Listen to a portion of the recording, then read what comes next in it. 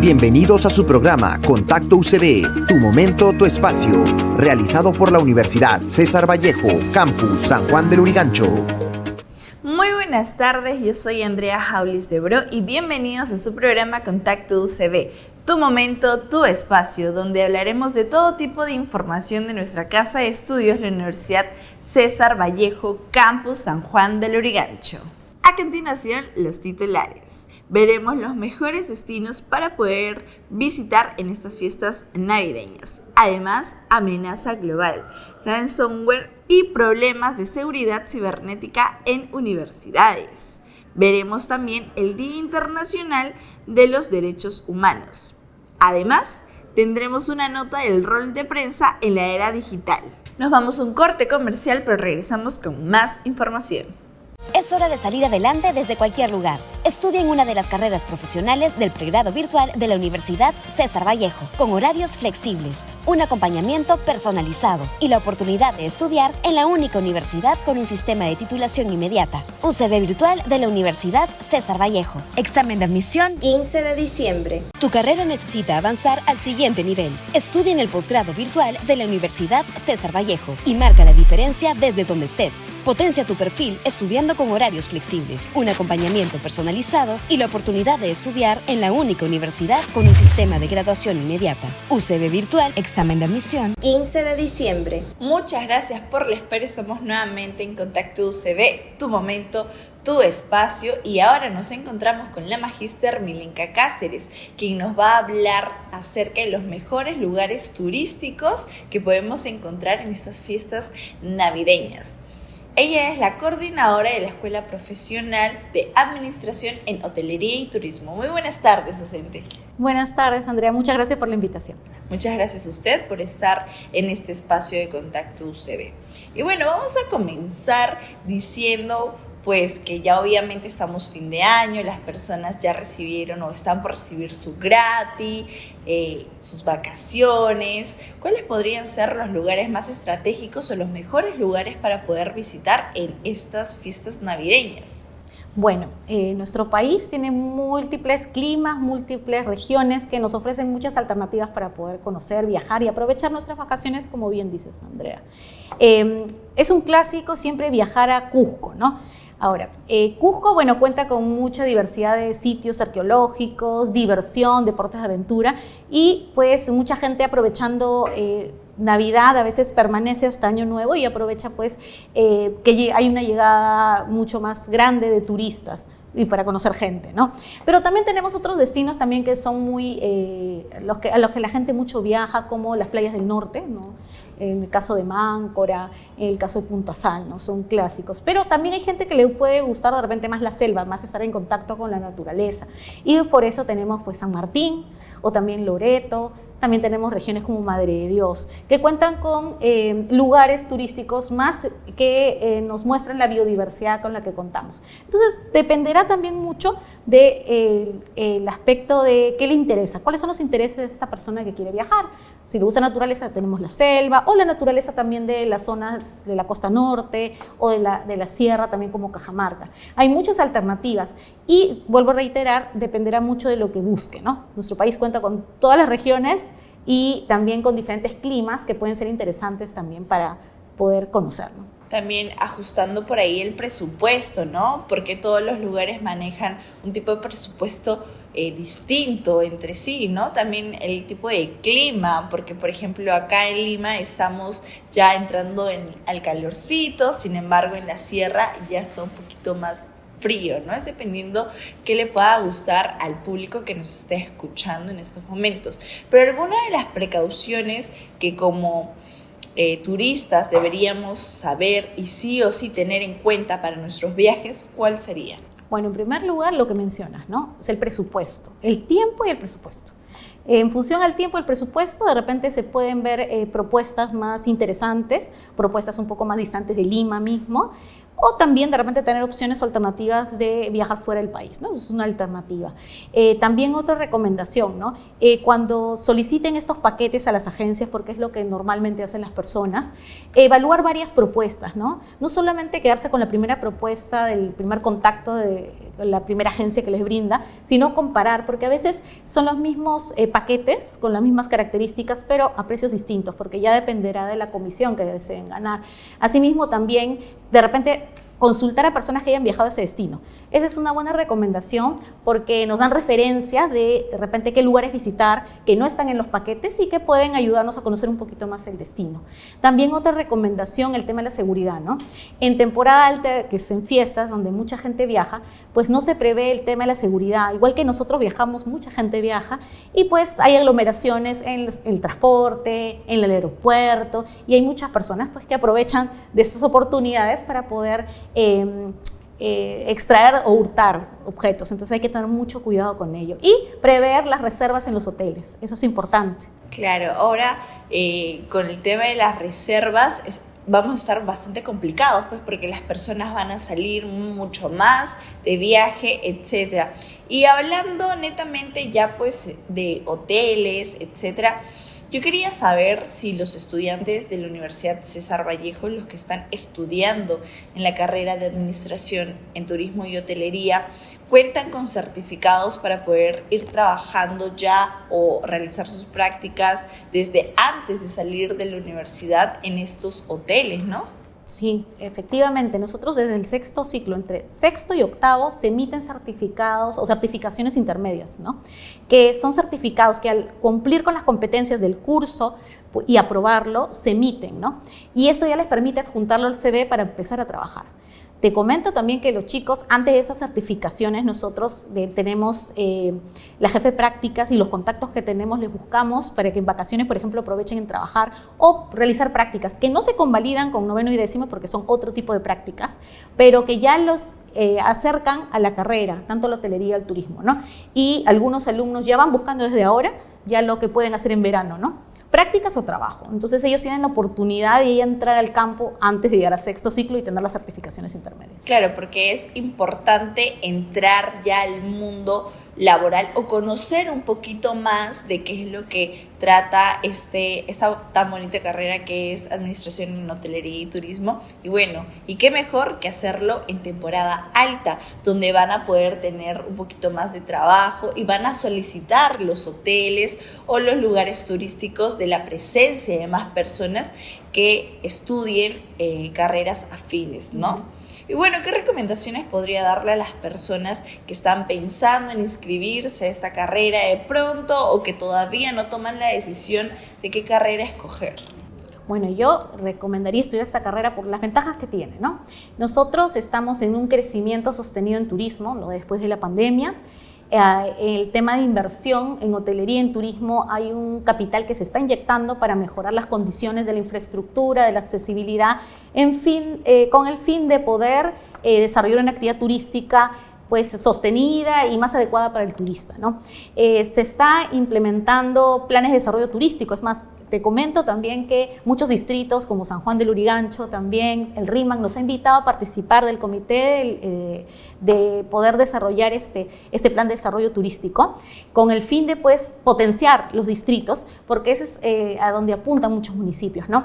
Entonces, esta carrera tiene múltiples lugares donde se puedan desempeñar los alumnos, no solamente en la gestión pública, en municipios. Tenemos una egresada que está en el municipio de San Juan del Lurigancho, en el área de turismo, por ejemplo, sino también pueden trabajar en la parte hotelera, en las cadenas grandes, que nos solicitan alumnos también para practicar y para trabajar. Inclusive también algunos se han ido en cruceros, que es una gran oportunidad para los que quieren salir del país y conocer lo que ofrece el mundo, ¿no? Dentro de la carrera. Aparte, también algunos han emprendido sus negocios, tienen agencias de viaje nuestros estudiantes. Entonces, tiene mucho potencial para poder tener una gran diversidad de puestos de trabajo donde pueden desempeñarse y ya dependerá también de ellos los contactos, el networking es muy importante para poder lograr esto, entrar al campo y pues lograr hasta desarrollar proyectos turísticos, ¿no? Y es una carrera muy diversa. Sé que también muchas personas se inclinan a estudiar esta carrera por el tema de gastronomía y que también está incluido entre la malla curricular, porque es importante que ellos conozcan, ¿no? Con el boom de la gastronomía, pues muchos estudiantes también están trabajando en el rubro de restaurantes. Entonces, tiene amplio campo profesional, es una carrera que también entra en la gestión pública, en la gestión privada y pues tienen también la oportunidad de conocer un poco más de lo que se puede hacer con la carrera, con los aportes también de lo que van logrando aprender dentro de estos 5 años de estudio, ¿no? Muy bien, muchísimas gracias. Creo que ha quedado claro para todo nuestro público que dentro de la carrera van a poder escoger la rama que más le guste, porque no únicamente enseña una sola cosa, sino que tienen varias ramificaciones dentro de. Muchísimas gracias por la entrevista, Miss Milenka. Nosotros nos vamos a un corte comercial, pero regresamos con más información. Cuando le enseñaste a tu hijo a sumar, aprendió a multiplicar sus sueños. Cuando le enseñaste a tu hija a hablar, aprendió a ayudar a quien más lo necesita. Cuando le enseñaste a curar una herida, aprendió a sanar a un país entero. En la UCB no solo somos grandes porque miles de peruanos estudian para alcanzar sus sueños, sino porque les damos a tus hijos, al igual que tú, las herramientas para ser la nueva generación que el Perú necesita. Universidad César Vallejo. Examen de admisión 15 de diciembre.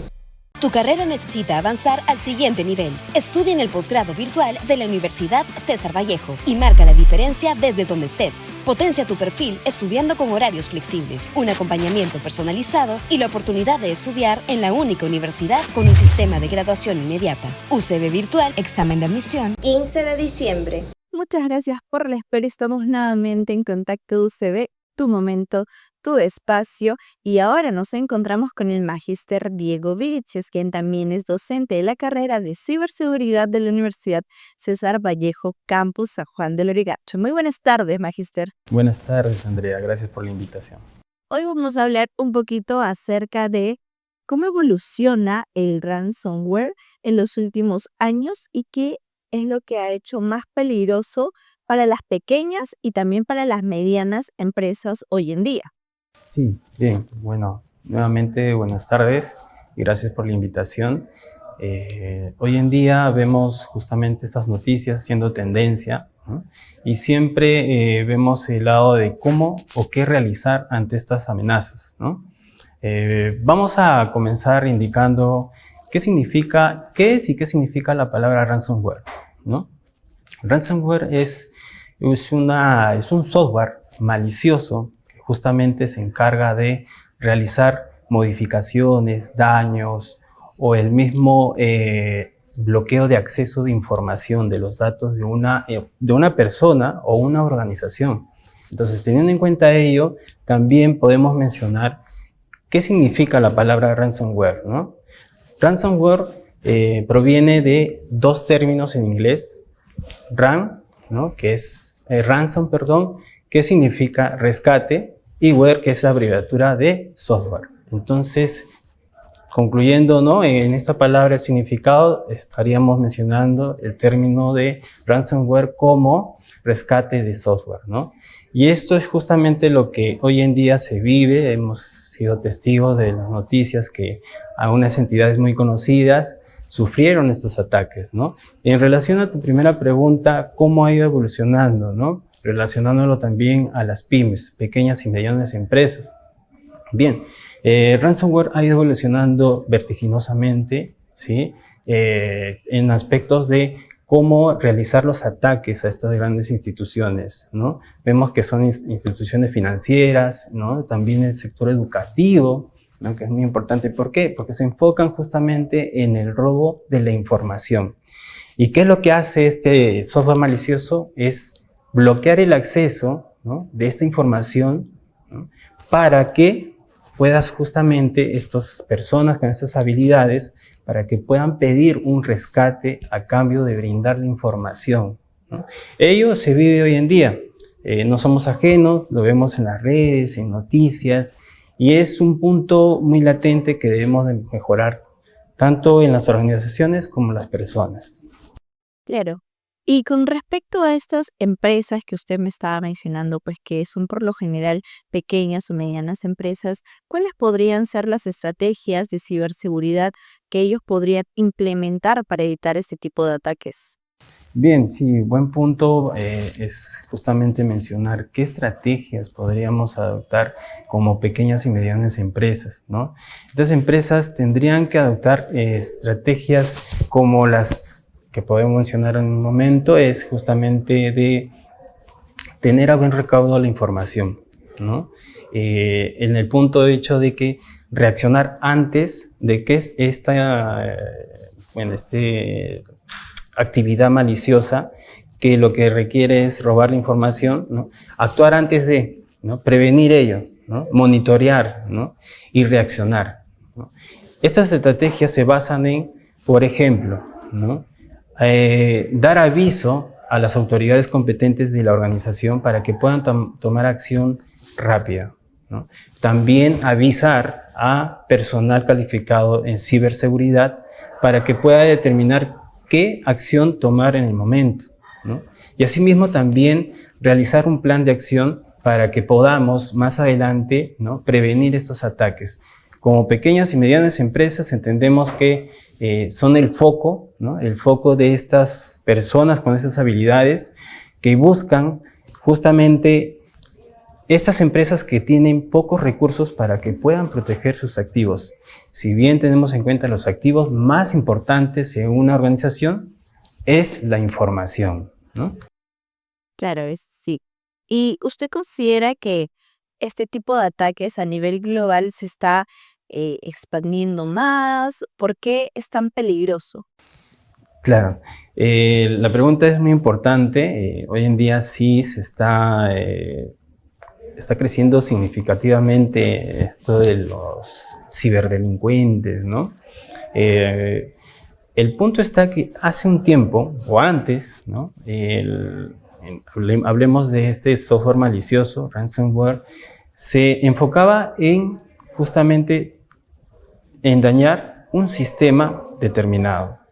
Pero hoy en día busca justamente el enfoque de bloquear el acceso, no solo al sistema, sino la información, que justamente la información es muy importante para cualquier organización, ¿no? Bloquean el acceso y hacen justamente el uso de estas tácticas más agresivas, que justamente es denominado hoy en día como el doble extorsión. ¿Qué quiere decir? Quiere decir, te bloqueo el acceso a esta información que es importante para ti y a cambio pido un rescate. Si nos bloquean el acceso a una información, es muy poco confiable que nos puedan devolver en este caso la información, o en todo caso ellos no poder difundirlas a más personas. Ok, está bien. Entonces hay que estar bien precavidos con la información que nosotros vayamos a estar guardándolo, tanto en la nube o en algunos accesos que nosotros vayamos a tener, pues, nuestra información bien guardada. Correcto. Con respecto a ello, ¿usted tiene algunas recomendaciones para las personas que nos están visualizando o quizá alguna invitación?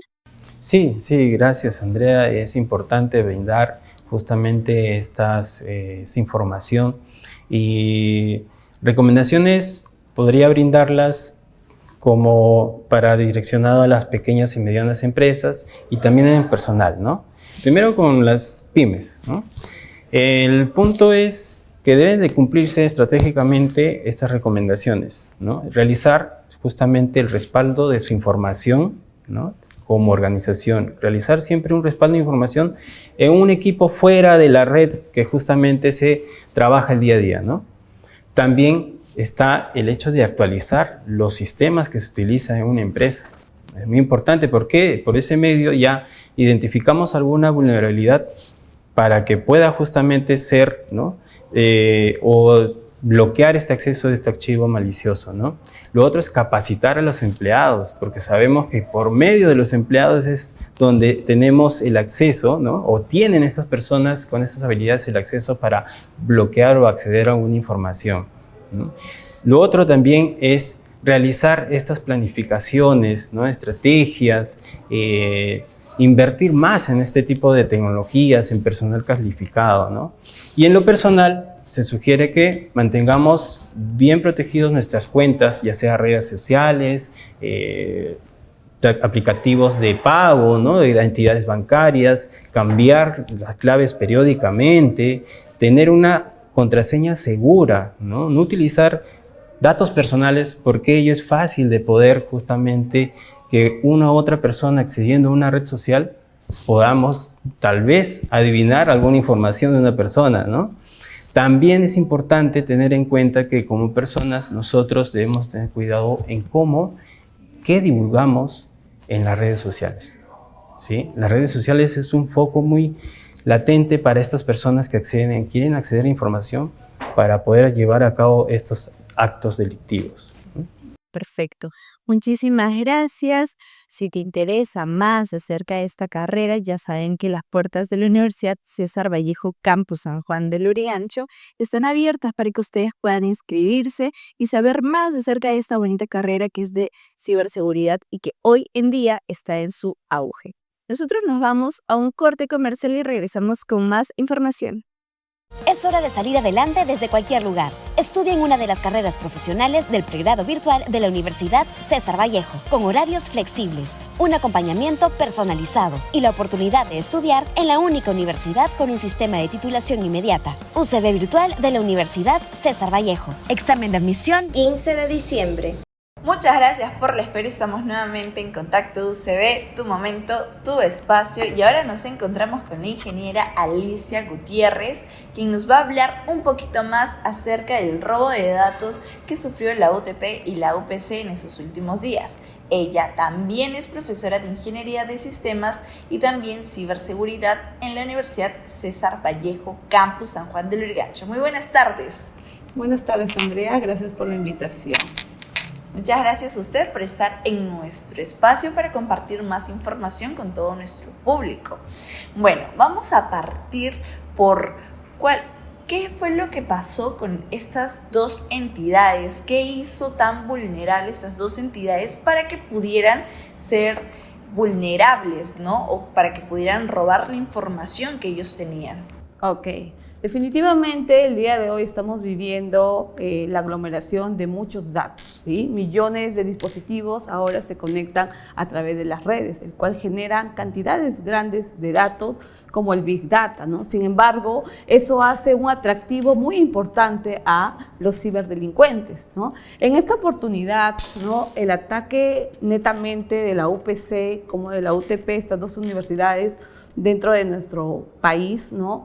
Ha hecho de que muchos de ellos no inviertan netamente en la parte de tecnología, en la parte de la seguridad, ¿no? Entonces es ahí donde el ciberatacante da un punto de vista, ¿sí? Es ahí donde el ciberatacante pone, como se dice, el punto estratégico para poder atacar, ¿no? La parte de la red, ¿no? La parte de los sistemas operativos, la parte de poder vulnerar toda la información pertinente. Así es. Y bueno, ¿qué podría usted decir o recomendar a estas entidades educativas para que pudieran tener un poco más segura toda la información? Porque estamos hablando de que no solamente es información del personal, sino que también del alumnado, que es millones y millones. Claro, netamente formar una cultura, ¿no? Con la parte de la ciberseguridad. Por ejemplo, es importante precisarles, ¿no? Algunas estrategias para poder nosotros contrarrestar y plasmar contraseñas seguras, ¿ok? Y eso es muy importante, estrategias para poder de repente publicar tipos de información relevantes de nuestras personas, porque nosotros es ahí donde ponemos en alerta a los ciberdelincuentes cuando nosotros publicamos de repente información muy importante, nosotros muy confidencial en las redes sociales. Entonces es ahí donde nosotros como universidad debemos de atacar, y no solamente desde ese punto de vista, sino también formarles una cultura, ¿no? De la ciberseguridad a nuestros docentes, ¿no? A nuestro personal, poder hacer de repente charlas, capacitaciones constantes. Claro que sí. Y bueno, con respecto a la infraestructura digital que manejan este tipo de universidades, ¿cuál usted cree que podrían ser las más vulnerables, ¿no? Listo, las más vulnerables sería la parte de la red, ¿no? La parte de los sistemas operativos, la parte de los procesos, ¿no? Y también la parte de las personas, ¿verdad? ¿Y por qué digo ello, no? Porque muchas veces nosotros como seres humanos cometemos errores, ¿no? Entonces es ahí donde el ciberdelincuente está en constante monitoreo de nuestra red para poder atacar en el momento menos inesperado. Claro, y algo que también creo que es bastante común es que dentro de las instituciones, en este caso las instituciones educativas, nosotros tenemos un personal. Entonces, este personal de pronto también pueda compartir esa información que es tan delicada, ¿no? Exacto. Entonces, acá entra a tallar la ética profesional. Exacto, ¿no? Cuando nosotros hablamos de la ciberseguridad, ¿no? Hablamos también de la ética profesional, así como de repente la ética académica, ¿no? Listo. Y si es que nosotros somos un personal, ¿no? Dentro de la parte de tecnología de información tenemos que tener bastante ética con la información, ¿ok? Tratar de salvaguardar la información de la institución donde nosotros elaboramos. Si bien es cierto, hay muchas tentaciones, pero por eso indica la ética, los valores, ¿verdad? Y que el cual es muy importante. ¿Cómo podríamos nosotros asegurarnos de que nuestro personal pueda seguir con todas las normas éticas que como institución vamos a proponer o imponer, pues, ¿no? Listo, esto viene desde una cultura ya plasmada desde casa, ¿no? Yo creo que los valores y la ética son formados desde casa. Sin embargo, acá en nuestra universidad siempre tratamos de reforzar como se dice, al 100% esos tipos de valores, desde el momento que el estudiante ingresa a nuestra casa de estudios, ¿verdad? Siempre recalcamos ello. ¿Por qué? Porque la ética no solamente está dentro de nuestro hogar, sino también está fuera de, cuando salimos de nuestro hogar al ámbito laboral, al ámbito académico, es importante resaltar como ética profesional que cada uno de nosotros tenemos, como la ética académica. Entonces siempre le resaltamos a los estudiantes, ¿no? Le decimos, a ver, le digo, tú, por ejemplo, ¿no? Estás aquí en la universidad, no has estudiado, entonces tienes la oportunidad de repente de darle un ojito, como se dice, ¿no? Al compañero. Le digo, es importante, a ver, piensa, sería bueno que tú copies los datos, la información de tus compañeros solamente para obtener una buena nota. No, ¿verdad? Porque realmente tú no estudiaste. Entonces hay que desde ahí sensibilizar a nuestros estudiantes.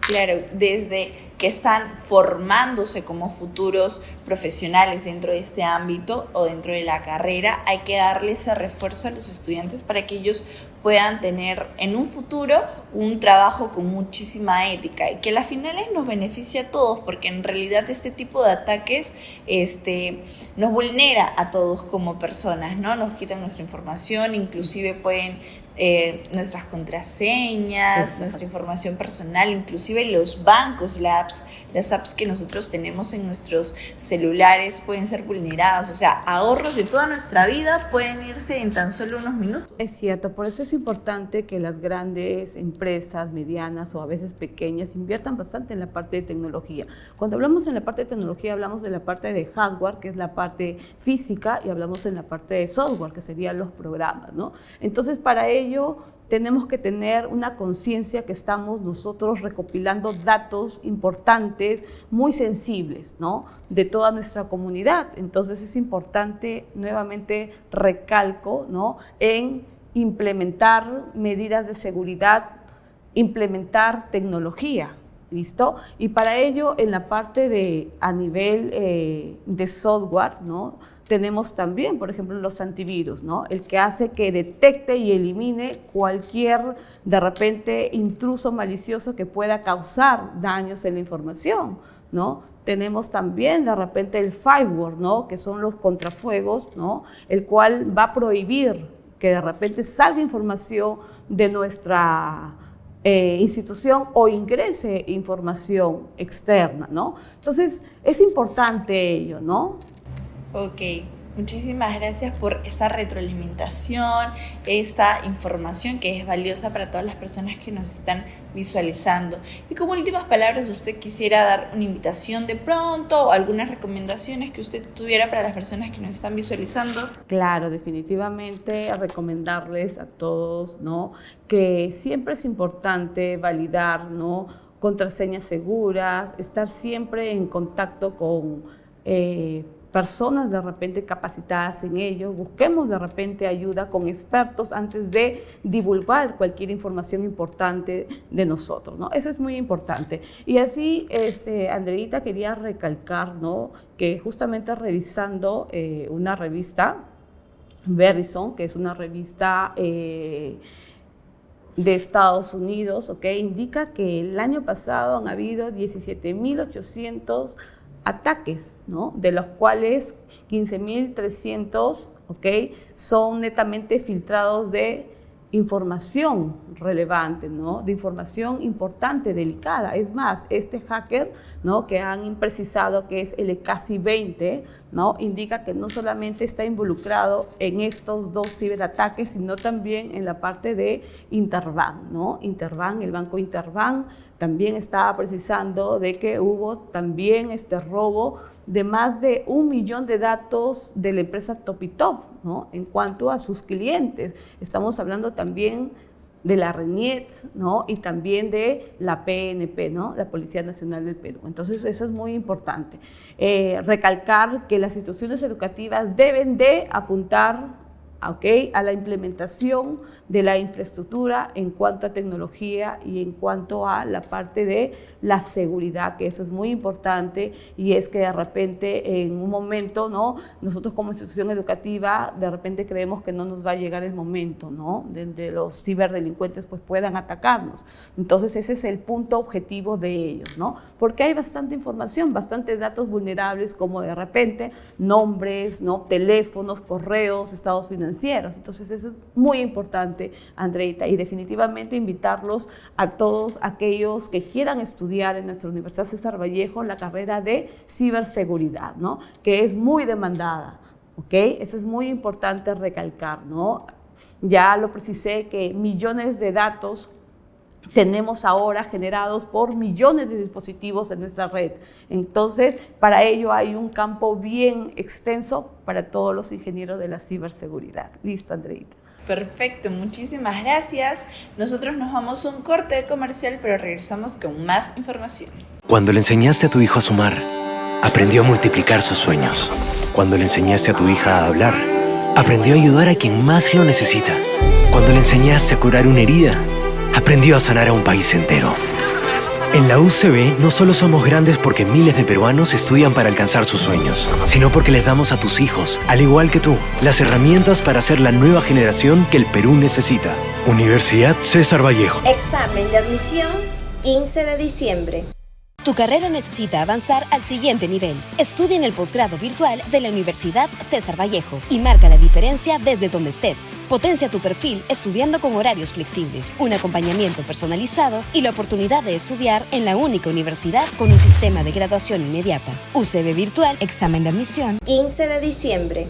Muchas gracias por la espera. Estamos nuevamente en Contacto UCB, tu momento, tu espacio, y el día de hoy nos encontramos con el doctor José Carlos Romero, quien también es docente de la carrera de Derecho en la Universidad César Vallejo, Campus San Juan del Lurigancho. Lo que hoy venimos a tocar es un tema muy importante, pues esta semana se ha celebrado el Día Internacional de los Derechos Humanos. Muy buenas tardes, doctor. Muchas gracias, Andrea. Muy buenas tardes y muy buenas tardes con toda tu audiencia. Así es. Vamos a hablar un poquito acerca de qué es los derechos humanos y también de su importancia, ¿no?, para toda la sociedad.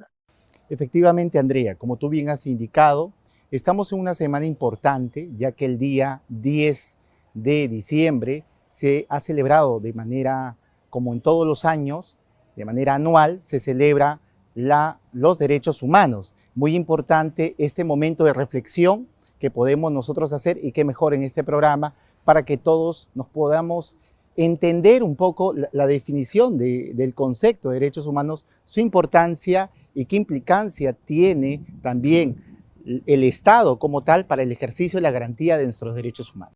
Correcto. Entonces, usted nos puede comentar un poquito también la definición de esta, pues, ¿no? Efectivamente, los derechos humanos ha habido bastantes definiciones.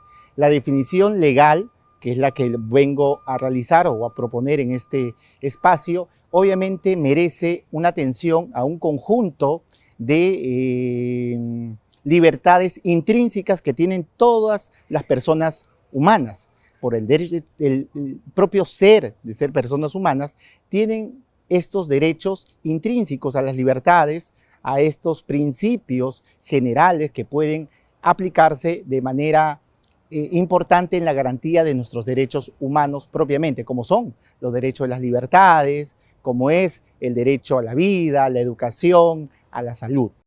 Correcto.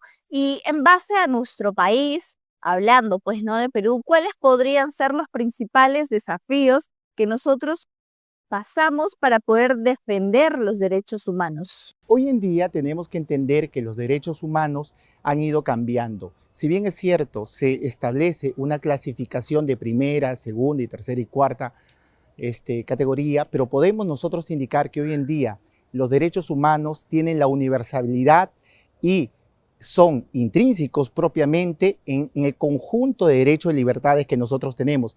Y permíteme, Andrea, nos permite esto, a tu pregunta, frenar los poderes que puedan tener el poder político y el poder ejecutivo en cada estado. En realidad, tenemos que ver los derechos humanos sin diferenciar raza, sexo, credo, condición social u otra restricción que se le pudiera dar a los derechos humanos. Claro que sí. Últimamente hemos visto que hay varias campañas para poder fortalecer un poquito más los derechos humanos o que se pueda compartir esta buena acción con las demás personas, que podamos comunicarnos de una manera más eficiente con respecto a los derechos humanos, que es algo tan importante. Claro, los derechos humanos son universales y obviamente desde la firma de la Asamblea General de las Naciones Unidas el 10 de diciembre de 1984, es ahí que celebramos anualmente el 10 de diciembre de cada año la garantía y sobre todo ese hecho de poder garantizar todo Estado los derechos humanos de manera universal y que cada Estado debe garantizar adecuadamente respetando los derechos de libertades que nosotros tenemos, obviamente por la misma condición que tenemos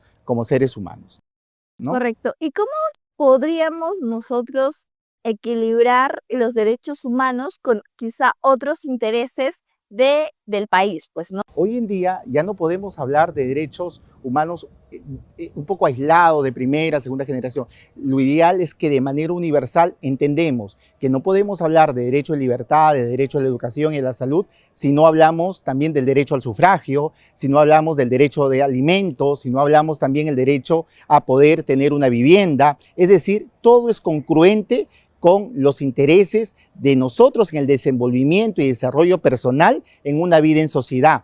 Hoy en día, hablar de derechos humanos hablamos de la paz, de un estado de paz. Y ojo, no un estado de paz de manera de guerra o pleito bélico, sino obviamente un estado de paz en una democracia y en una garantía de nuestros derechos humanos que cada uno de nosotros como integrante de una sociedad tenemos. Y es ahí un rol fundamental a partir de esa premisa que tiene el Poder Ejecutivo, que tienen todos la línea de gobiernos regionales, gobiernos locales y nosotros mismos, instituciones privadas e instituciones públicas, para garantizar adecuadamente el respeto irrestricto, sin diferencias, de todos los derechos que nosotros tenemos como persona humana, y uno de ellos es la dignidad, por ejemplo, y obviamente va de la par con la calidad educativa, va de la par con la calidad, obviamente, de poder garantizar adecuadamente diversos servicios que la entidad pública nos tiene que hacer a nosotros, como son los servicios públicos, eficientes y de calidad para nosotros desenvolvernos y desarrollarnos adecuadamente en sociedad. Y bueno, ya que nos está hablando de los derechos que pues nos ofrece el Estado, ¿cómo nosotros como ciudadanos comunes podríamos hacer para poder fortalecer o defender nuestros derechos humanos? Efectivamente, existen instituciones, órganos autónomos que la misma Constitución establece, como la Defensoría del Pueblo, el Ministerio Público, que son los garantes de la legalidad como principio importante en la garantía de los derechos humanos, que garanticen adecuadamente nuestros derechos a las libertades, nuestro derecho a una vida digna, nuestro derecho a poder tener un trabajo adecuado, dignamente, al poder ejercer adecuadamente y tener abierto el derecho a la salud, el derecho a la educación, que debe garantizarnos nosotros como ciudadanos nuestro Estado. El Estado debe garantizarnos a través de sus políticas públicas y a través de diversas acciones que puedan hacer organizaciones privadas, como las mismas organizaciones públicas para poder garantizar desde primaria, secundaria, nuestros derechos fundamentales que nosotros podemos tener y obviamente educar, como lo hace la Universidad César Vallejo y obviamente en la carrera de Derecho, y es transversal. Te comento que el curso de Derechos Humanos lo llevamos transversalmente como una experiencia curricular que forma parte de la integridad. Más allá que estés estudiando la carrera de Derecho, es importante que todos conozcan los derechos propiamente intrínsecos a los derechos a las libertades, que es un conjunto de freno frente a los poderes y abusos que puede tener el poder político y el poder ejecutivo. Correcto. Muy bien, muchísimas gracias por también aclararnos y por brindarnos esta entrevista. ¿Usted quisiera decirle algo a las personas que nos están sintonizando en estos momentos? Sí, es un momento de reflexión y de recordar siempre la garantía que debemos tener nosotros como persona humana y esos derechos humanos que son intrínsecos a nosotros en cada uno, y obviamente a tener un respeto también a las instituciones públicas, y las instituciones públicas y privadas también deben garantizar adecuadamente nuestros derechos y que además tengamos la plena capacidad de seguridad que obviamente las instituciones podrán recibir las quejas o reclamos que seguramente en algún momento veamos sometidos a alguno de nuestros derechos en cualquier actividad que nosotros realicemos, pública o privada. Perfecto, muchísimas gracias. Nosotros nos vamos a un corte comercial, pero no nos movemos porque seguimos con más información. Es hora de salir adelante desde cualquier lugar. Estudia en una de las carreras profesionales del pregrado virtual de la Universidad César Vallejo, con horarios flexibles, un acompañamiento personalizado y la oportunidad de estudiar en la única universidad con un sistema de titulación inmediata. UCB Virtual de la Universidad César Vallejo. Examen de admisión 15 de diciembre. Esta semana la Universidad César Vallejo, en su sede Campus San Juan del Lurigancho, tuvo el honor de recibir al destacado periodista Juan Paredes, quien ofreció una charla magistral titulada El contrapoder de la prensa en la era digital. Durante su intervención, Paredes abordó la influencia transformadora que ha tenido la digitalización en el ámbito del periodismo y el papel fundamental que juega la prensa como un contrapoder de las estructuras de poder tradicional. A través de su experiencia y conocimientos, el periodista analizó las plataformas digitales y cómo éstas han permitido una mayor democratización de la información, pero también han generado nuevos desafíos como la desinformación y la polarización. ¿Cómo ha cambiado la prensa digital el equilibrio del poder en el periodismo? Yo te diría que más bien ha venido a generar un desequilibrio, pero en este sentido de que la prensa tradicional o la prensa representada por sus mejores referentes, hablo de los medios que se han preocupado por sus rigores y por su prestigio, ¿no? Esa prensa, de alguna manera, que ha sido un modelo por mucho tiempo, lo que enfrenta lo que enfrenta con la tecnología digital es que tiene frente a sí a un nuevo poder, un nuevo poder que le ha restado poder a la prensa tradicional. La prensa tradicional se ha visto sacada de su centro de gravitación. Su respuesta ha sido que esa nueva tecnología le ha traído un desafío, frente al cual esta prensa tradicional, hablo yo de los mejores referentes de esa prensa tradicional. Acá hablaría yo de 3 o 4 medios de comunicación que están en la batalla para poder salvar el rigor periodístico.